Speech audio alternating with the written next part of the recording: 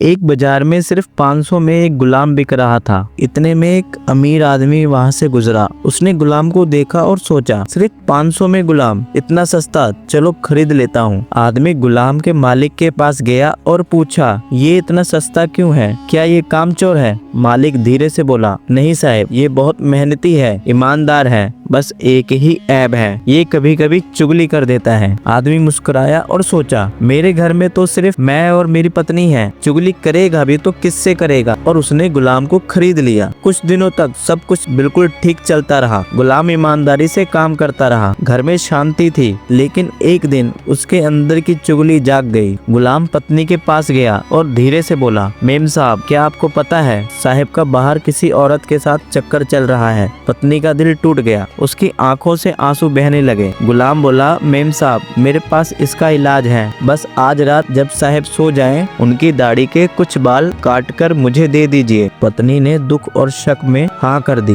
फिर गुलाम आदमी के पास गया, साहब, मेम साहब का भी बाहर किसी आदमी के साथ चक्कर चल रहा है। आदमी का खून खौल उठा। अगर यकीन ना हो तो आज रात सो जाने का नाटक करिए, मेम साहब आज रात आपको मारने वाली हैं। रात हुई, आदमी सो जाने का नाटक करने लगा। रात के करीब 3 बजे पत्नी हाथ में कैंची लेकर धीरे धीरे उसके पास आई। जैसे ही वो दाढ़ी के बाल काटने लगी, आदमी तुरंत उठ गया। उसके दिमाग में शक और गुस्सा भर चुका था। उसने बिना सोचे समझे पत्नी के हाथ से कैंची छीन ली और गुस्से में उसके गले में घोंप दी। पत्नी वहीं गिर गई। सब कुछ खत्म हो चुका था। जब पत्नी के परिवार को पता चला, उन्होंने आदमी को मार दिया। फिर आदमी के परिवार ने बदला लिया और देखते ही देखते दोनों परिवार बर्बाद हो गए। सिर्फ एक चुगली ने सब कुछ खत्म कर दिया। इसलिए शरीर में घुले जहर का इलाज हो सकता है, लेकिन कान में घुले जहर का इलाज नहीं होता।